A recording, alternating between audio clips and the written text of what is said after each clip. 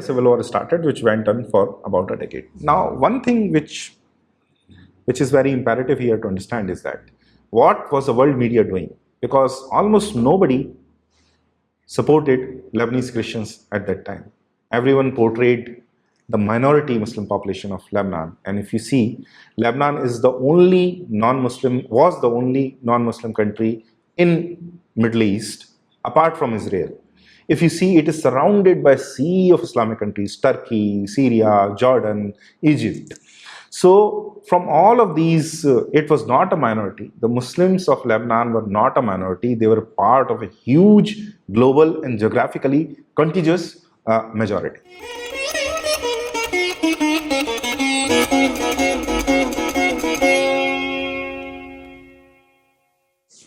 Unfinished agendas of political Islam.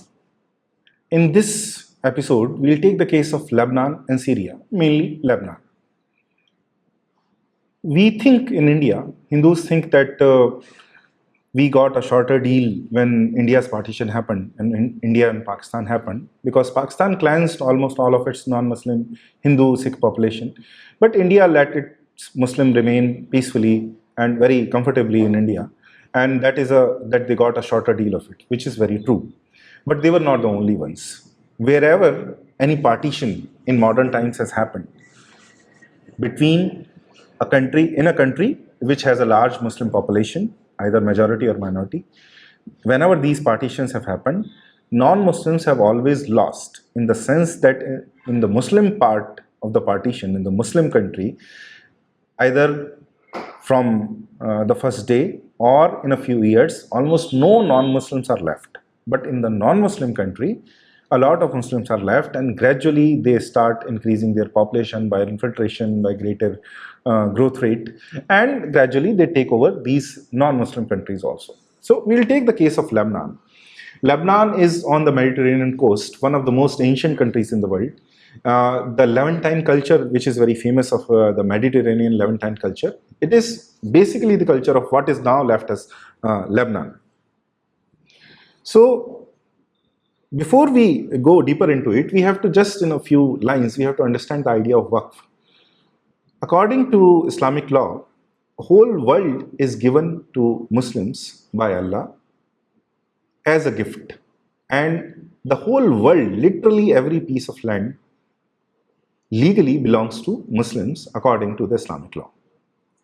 Now, with that attitude, with that view, with that worldview, non-Muslims are squatters on Islamic lands. So just by being born as non-Muslims, we are squatting on Islamic lands, and it is the legal duty of any Islamic power to dislodge these squatters, illegal squatters, and to establish the rule of Islam. So this is what the psyche is behind Islamic powers and the civilization which drives it. So in Lebanon, Lebanon was part of French protectorate, which extended in Lebanon and Syria. Syria was almost a heavy Muslim majority. Lebanon was mostly inhabited by Christians, Jews, and a few other sects. And it was non-Muslim majority. All of these sects and Christians constituted around more than 50 to 53% of the population. So when they were partitioned after the Second World War, when the French left their protectorate in Syria and Lebanon, they divided it into two countries, just like the British did India and Pakistan. They did Lebanon and Syria. Syria was not declaredly an Islamic country, but very firmly so, because the party which came to rule, it called itself, it still does, Communist Party, inspired by Stalin and communism, but they were very Islamic in nature and orientation in their attitude and working. The other part, Lebanon, was reserved as the country which would protect all the minorities in that French protectorate of Syria and Lebanon, in which mainly would be governed by Christians, and it would be a safe haven for these. And this is how the partition happened. But the population of Christians in Lebanon was not that much. There was a heavy Muslim population of Shias, both Shias and Sunnis. and the Christian population amounted to around 55 to 56%. Now this population was going down because of the usual reasons: immigration from Syria, from Jordan, from all the neighboring countries, and higher growth rate. And the Muslims were mainly concentrated in coastal areas. The Christians were concentrated in hilly areas. Not always exactly like this, but this was the configuration.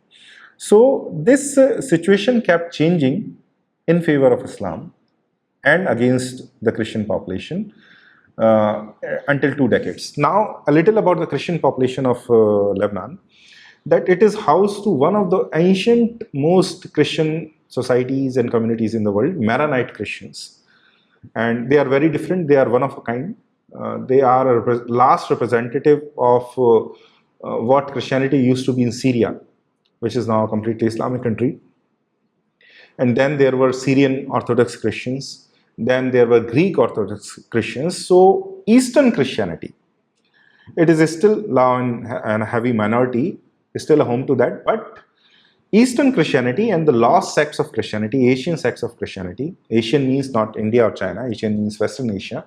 These sects of Christianity, they found a refuge in Lebanon. It was their last refuge. And so it was culturally, if you consider, it was a very important country to preserve, for its diversity to be preserved. But this did not happen because the population of Christians started decreasing, kept decreasing, and the population of Muslims started increasing. Around 1970s, a civil war started, because by then the Muslim population had become strong enough so that their leaders could decide that a civil war was, open civil war in the streets was now possible. And the civil war started. Of course, the Christian militias, they also responded. And a civil war started, which went on for about a decade. Now, one thing which is very imperative here to understand is that what was the world media doing? Because almost nobody supported Lebanese Christians at that time. Everyone portrayed the minority Muslim population of Lebanon. And if you see, Lebanon is the only non-Muslim, was the only non-Muslim country in Middle East, apart from Israel. If you see, it is surrounded by a sea of Islamic countries: Turkey, Syria, Jordan, Egypt. So from all of these, it was not a minority. The Muslims of Lebanon were not a minority. They were part of a huge global and geographically contiguous majority. So they were very strong. They could import arms. They could import people directly into Lebanon from the neighboring countries. So the fact was that the majority Christian population of Lebanon was just a few lakh Muslims, few lakh Christians surrounded by crores of Muslims from all sides. And this is how the world media portrayed that Christians were majority and Muslims were minority, and in their worldview, majority is always oppressing the minority. So for them, Christians were oppressors in Lebanon and Muslims were the oppressed. And in world media, they started portraying Christians as rightists and Muslims as leftists. Now, of course, Islam, the Sunni and Shia sects of Lebanon had nothing to do with left or right. They were very firmly Muslims, very believing, practicing Muslims. And they just used this ruse. When the world media started calling them leftists, they just went along because to garner world sympathy, because that was the heyday of communism also. 70s, 80s, those decades were very heady communist days. And the whole world was very sympathetic towards whoever called himself a leftist. So the world media started portraying the minority Muslims of Lebanon as leftists and Christians as rightists. And of course, rightists are evil, leftists are gods according to their ideology. So everyone hated the Christian side in Lebanon, and in world media they were demonized. The Christian side was demonized as majoritarian, oppressive, and the Muslim Lebanese were celebrated as the oppressed minority, oppressed leftist minority. So this is how an opinion war was waged all over the world with the help of the leftist media, who actually portrayed the aggressor as the victim and victim as the aggressor, which is exactly what happens in India also. So the civil war started, and it went on for around 1.5 decade. It went on for a decade, and when the civil war ended, the complete religious demography of Lebanon had changed. In a span of just 15 years, Christians went from majority to minority. Muslims went from minority to majority. They became around 54 to 53% when the civil war actually ended in Lebanon, and the Christians became less than 45%. Within a span of just 15 years, an ancient Christian population was defeated, wiped out, destroyed. An ancient Christian civilization was destroyed. A majority country, Christian majority country, was non-Muslim majority country, was overnight converted into a Muslim majority country. Because if we see, if we take a view of thousands of years of history of Lebanon and civilizations like that, countries like that, then a span of 15 years is just nothing. It is few seconds in their history, and in just in a jiffy, they were converted to a Muslim majority country. And after that, the civil war ceased. There was ceasefire. Of course, the Christian militias were forced to disband. They were forced to surrender their weapons, and because they were already isolated in valleys, in mountain valleys. Bekaa Valley is a very famous valley of Lebanon where olives grow and a lot of good culture and good food is produced. So that area, they were surrounded there. They still remain there in much reduced populations, but an ancient civilization, ancient Christianity, ancient Christian sect was destroyed almost overnight by portraying them as rightist oppressors, majoritarian rightist oppressors. Although the fact was that they were a few lakh Christians surrounded by crores of Muslims from all sides. The Muslims of Lebanon were not a minority at all. They were very aggressive, part of a global majority, which was also geographically contiguous in the country of Lebanon. So that is the situation which was there in Lebanon. And when they became around 40 to 44%, open civil war started. And within a span of 15 years, they managed to, there were of course, was of course direct killing, but they forced people to flee. Because when a civil war happens, when street killings start, the non-Muslim side generally they get threatened. And of course it is natural for everyone to feel that. And because the population of Lebanon is not that high, so it is very easy to tip its religious demography towards the other side.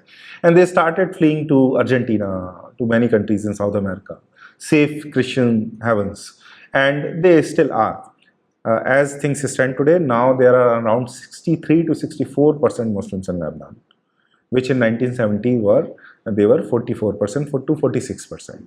So now almost an increase of 18 to 20% within a span of just 4 or 5 decades, and tilting their population towards majority is what happened. An ancient culture was destroyed. They are gradually migrating towards other countries, and they are continuously diminishing, and there is no other hope. Now the economy is also bad, so they are losing on that side too. They still they say that it's a diverse country, but the fact behind that diversity is that the non-Muslim culture, civilization is being continuously destroyed. Now Lebanon is a case which I quoted here because there are a lot of similarities between Lebanon and India right now. India is surrounded by Islamic countries from all sides, from most of the sides. There is a geographical continuity from Pakistan to Morocco. If you start from Pakistan, you start walking, you can continue in Islamic countries until you reach Morocco. If you proceed from Bangladesh, you can go through a few Buddhist countries, but then you will strike upon Malaysia and Indonesia. So from all sides, and within India also, there is a huge, India is the second largest Muslim country in the world, and a huge Muslim population. So we are in a geographically continuous area of great Islamic population. Hindu majority in India is slandered as majoritarian oppressors, rightist majoritarian oppressors, and Muslims they align with left, liberals, and they are called as leftist, liberal, oppressed people, minorities, which when you see the global scenario is not at all the case. So there are a lot of these, India, of course, the population religious demography is not in this part of India, it is not as worse as it was in Lebanon, but we are reaching there in many ways. And one thing is that Pakistan is being used as a springboard to concoct all the planning and all the theories that are being churned out, all the agenda that is being churned out, and it is then transported to India and worked through the population here. So we are exactly there. The entire world global media is bent upon portraying Hindus as majoritarian rightist oppressors. So this is the situation right now. If we do not tackle this information war and agenda, then we stare at the fate of Lebanon sooner or later. And that fate is, people would say, what would happen even if that happens? Because only a free country can guarantee the freedom of individuals. And a country which is ruled by Sharia law cannot be a free country like that. So we should take cue from a country like Lebanon, and we should learn some lessons. Thank you.